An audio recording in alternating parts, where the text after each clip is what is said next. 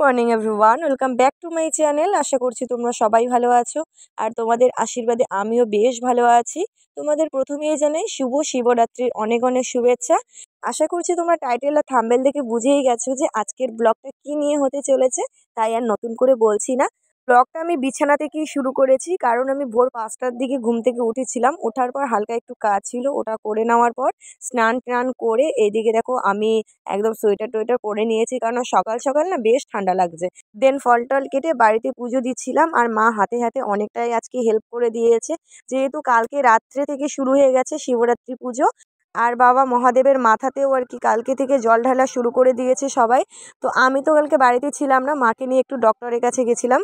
আর তাছাড়া আমাদের বাড়ি থেকে বেশ খানিকটা দূরে, আর সকালবেলা যেহেতু হালকা আমি খাওয়া দাওয়া করেছিলাম, তাই আমি আর যাইনি পুজো দিতে। তাই আজকে সকাল সকাল চলে যাব বাবার মাথায় জল ঢালতে, কারণ 8টা 31 আবার চতুর্দশী তিথি এসে চলে যাবে।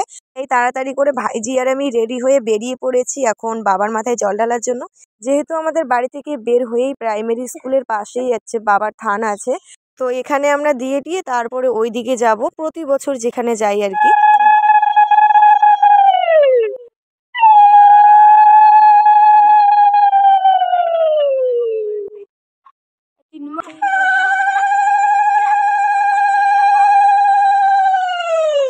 যেহেতু হাতে সময় খুবই সংকীর্ণ, তাই খুব তাড়াহুড়ো করে পুজো দিচ্ছিলাম। যদিও তাড়াহুড়ো করে পুজো অন্তত দেওয়া যায় না, তবুও আমি তাড়াহুড়ো করছি। বাবা জানে যে আজকে তাড়াহুড়োটা কিসের জন্যই হচ্ছে।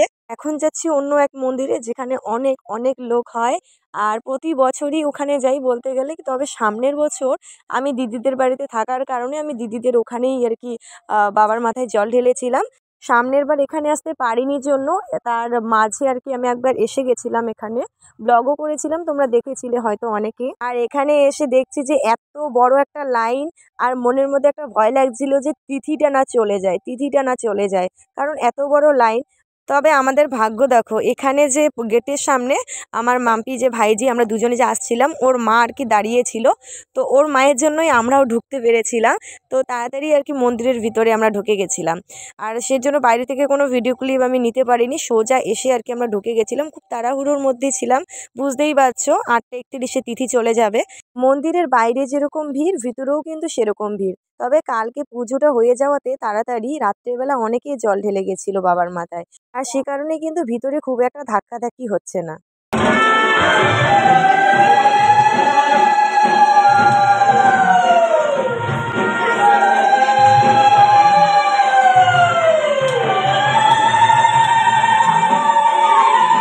ফাইনালি বাবার মাথায় দুধ আর জল ঢেলে বাবার মাথাটা ঠান্ডা করে দিলাম। তারপর পুজোর যেগুলো কাজ ছিল সেগুলো আমি বসে বসেই করছিলাম। দেন পুজো সম্পূর্ণ করে আমি আমার বাবা মায়ের জন্য আশীর্বাদ তুলে নিচ্ছিলাম বাবার এখান থেকে। আর বাবার কাছে আমি একটাই প্রার্থনা করছি যে বাবা, তুমি সবাইকে ভালো রেখো, সুস্থ রেখো, আর তুমি নিজেও ভালো থেকো।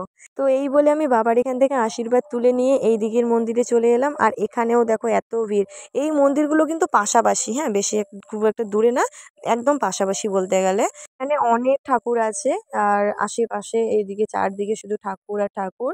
আমি তোমাদেরকেও দেখানোর চেষ্টা করব, তোমরা ব্লগটা কেউ স্কিপ করো না, কন্টিনিউ করো।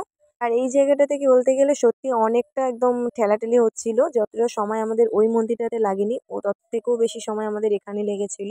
এখানে এক এক করে সবগুলো ঠাকুরকেই পুজো দিয়েছিলাম, বেশ খানিকটা সময় লেগেছিল। আর যেহেতু সবাই আমরা পুজো দিচ্ছিলাম একসাথে, তাই ভিডিও ক্লিপও সেরকম নেওয়া হয়নি। দেন আমি পরে গিয়ে তোমাদেরকে একটু ভিডিও করে দেখালাম। অনেকগুলো শিবলিঙ্গ আছে এখানে, কিন্তু একটা শিবলিঙ্গকে আমি খুব খুঁজছিলাম আর কি মনে মনে। ওই শিবলিঙ্গটা যে কোথায় আমি খুঁজেই পেলাম না। আর এখানে কিন্তু কীর্তন ভোরবেলা থেকেই শুরু হয়েছে, আজকে চলবে সারা রাত, আর কালকে ভোরের দিকে শেষ হয়ে যাবে মনে হয়। তারপর আবার অন্যান্য অনুষ্ঠানও হয়, প্রোগ্রাম হয়, নাচ গান।